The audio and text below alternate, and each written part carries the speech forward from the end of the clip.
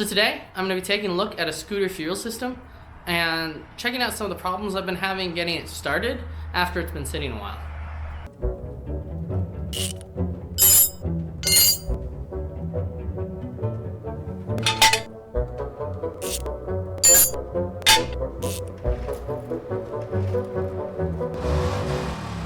This is the After Work Garage.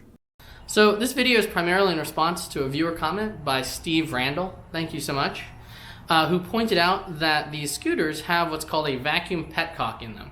Now, this is basically just a vacuum operated valve, and its job is to cut off fuel to the engine from the tank when the engine's not running. So when an engine sits for a while, a carbureted engine, the fuel from in the carburetor bowl can evaporate out. And the way these vacuum petcocks work is they rely on engine intake vacuum. So when the engine's running, the vacuum behind the throttle plate applies a negative pressure to a diaphragm, and that negative pressure opens a valve that allows fuel to be gravity fed from the tank into the engine.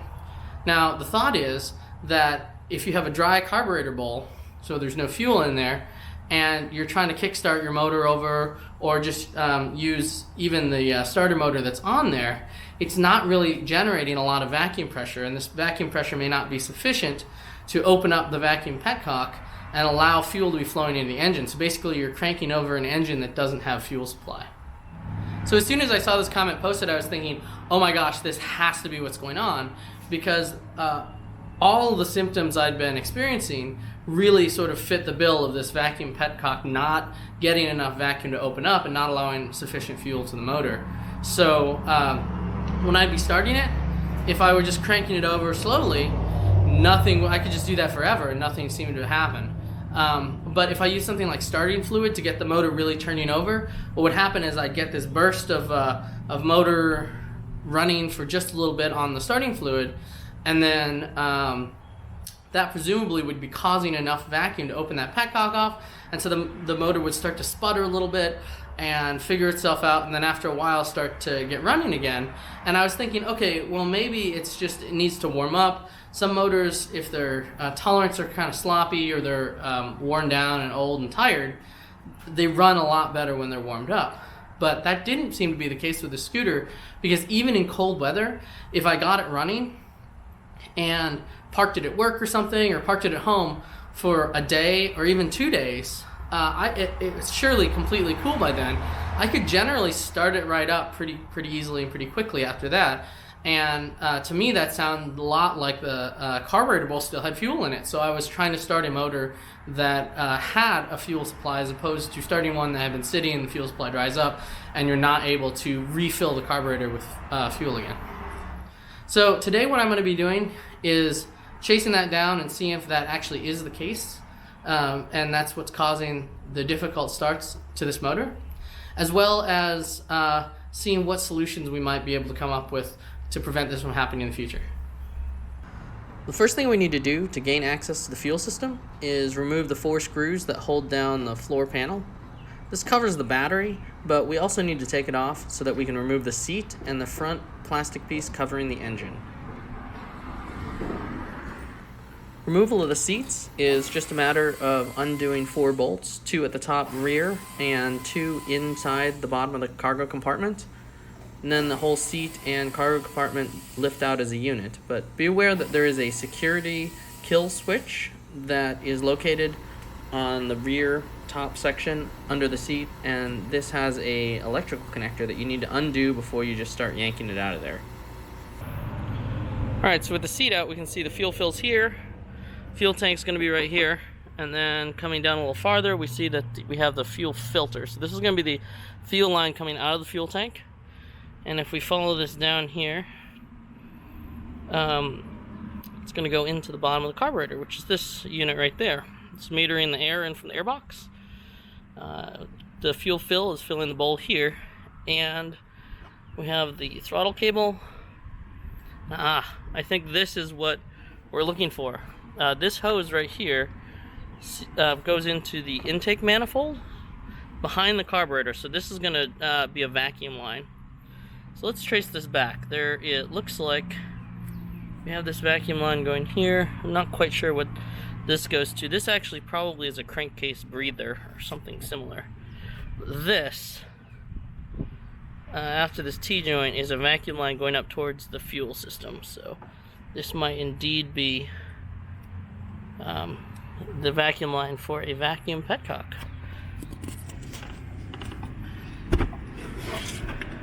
And look at that. I don't know if you can see that here. And look at that. If we follow it up, this vacuum line right here that runs right next to the fuel filter indeed feeds what looks like the manifold to a vacuum petcock right there. In terms of testing the problem, I did this a little wrong. What I should have done is opened the drain bolt to the carburetor bowl and let any fuel in there drain out, and then tried to start the scooter without actually letting it start, and then gone back, loosened the drain bolt to see if our start attempts had generated enough vacuum to open the petcock and refill the carburetor bowl.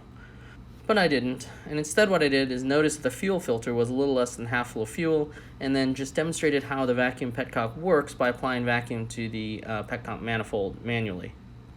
Alright, I'm back with you here. As you can see, I detached the vacuum line here. Let's go ahead and take a look at this fuel filter. I'm going to apply some suction to this vacuum line and see if we can get it to flow fuel.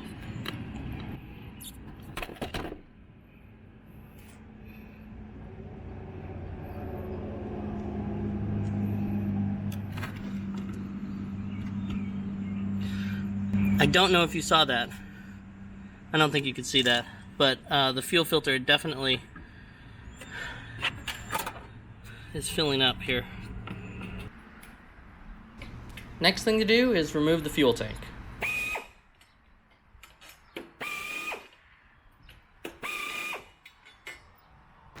Whether it be cars, boats, or scooters, plastic trim pieces always seem to give me problems. And this really wasn't any exception. But after struggling for a little while to figure out where the best place to separate the trim pieces was, I found that there's 2 screws up by the front of the fenders and then 2 bolts back near where the license plate and taillight are that, after removing, allow you to lift all of the trim up as one unit.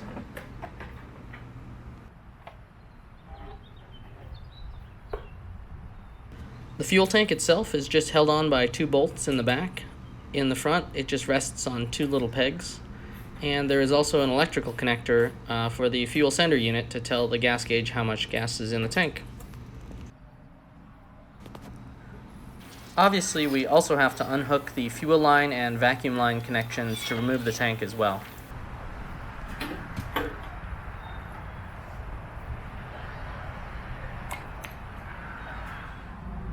Take a better look here. This is the vacuum petcock we're looking at. My plan is actually just to unscrew this and replace it completely with a manual one, and then leave that one open all the time, and then have a separate fuel line coming out of there that I can put a shutoff on. If we look here, this is the vacuum petcock we're going to be replacing.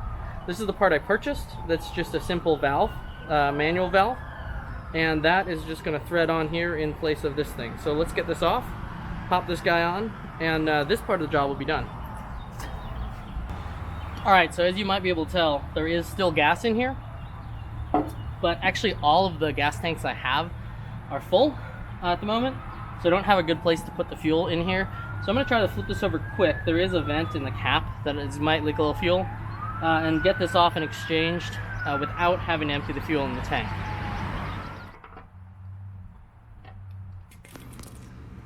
It should be noted that there's a plastic stem that acts as a fuel strainer that protrudes up from the valve into the fuel tank. You can see the one that came with the new valve lying there on the ground, but I didn't actually change this out. I left the old one in place. The little rubber O-ring seemed to be in good shape, and it made it up perfectly with the new valve I was putting on.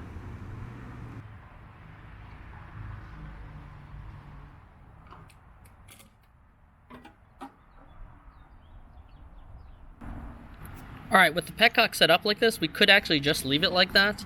It's off right now. When I turned it on, obviously fuel would start to flow. But I don't want to either just leave the fuel completely open all the time, nor do I want to have to disassemble the scooter every time I want to turn it on. That would sort of defeat the purpose of making starting it easier. So instead, what I bought is a separate fuel shutoff valve that I want to put farther down the fuel line so I can just leave this guy open all the time and still have easier access to a valve that I can turn on and off. Here's that other valve I'm talking about. This one I want to have open all the time. And then this one I want to have in a more easily accessible location so that I can have it open when I'm running it and then just turn it off when I'm not using it and it's going to be sitting for a while. So let's go ahead and take a look at the fuel line routing and see if there's a good place to put this guy. If we look at the scooter, here's the fuel line coming out of the fuel tank. Fuel filters here, and now I want to put this in this line with this fuel hose somewhere where it can be accessed without having to disassemble the entire scooter. I'm thinking the best way to do this is to get the tank back in and then put that body shrouding back on and then see what I can reach, what I can't reach, and where a good spot for this stopcock would be. With everything back together, I think I have a better idea of where I can put this fuel petcock that's going to be accessible from the outside of the scooter rather than having to rely on the one back down in here. Now, I still have to hook up this fuel line, and then the second thing and very important thing that I have to do is somehow figure out how to block off this vacuum hose, because remember, this is connected to the intake behind the throttle plate. So if we leave this open, this is going to be just a massive vacuum leak, and we're not going to really have the scooter running properly if we can get it running at all. It'll be running way lean, obviously. So I think I might just try to stuff a screw in there. Not totally sure if that's the best way to do that, but I'm going to give that a try for blocking this off. I think I'm going to just hook this guy up, and then I'm thinking maybe right here might be the best spot to put it in this fuel line, because I was kind of hoping I could tie it to something here, but the fuel line is really short, just going right straight in an arc to the fuel filter and gas tank. So this area right here is easily accessible, and furthermore, it's sort of supported on the frame on this little tray here, so we're not just having this thing flopping around wildly as we're going down the road. So I'm going to try that. I'm going to put a cut here, put this in, and then attach this, see if I can't get a screw in here. Since it's kind of hard to film, I will put you up here, but then I'll get back to you and show you what I did afterwards. Turns out all you could see is the back of my head, and that's not very exciting. So let's skip to the results. Got the fuel line attached here to this petcock. Let's go ahead and open it up. So we're now allowing fuel to flow into the line, fuel filter, and I've inserted our stopcock here. So I can close this guy off easily from outside the bike. It's located right there. And I can also open it up. And then I've closed this off with a screw that fits very tightly in there. There's a washer on there. I couldn't get it off of that screw, but I figure it can't hurt. There's no air getting in around the stem of that screw anyways. So we're gonna go ahead and stick this back here. Put this back on here so we're not rattling.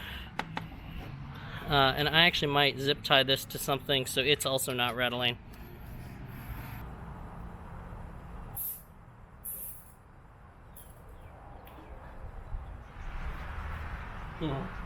Crap.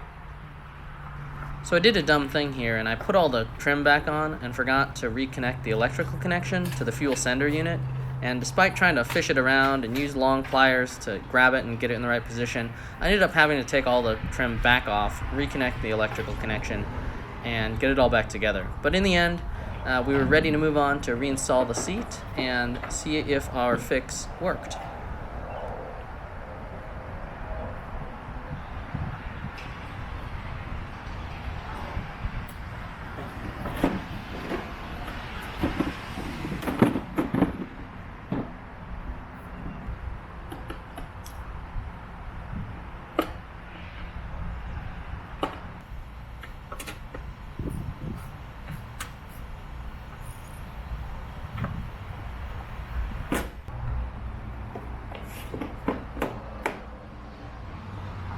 Well, it's back together. Let's give it a try and see if it works.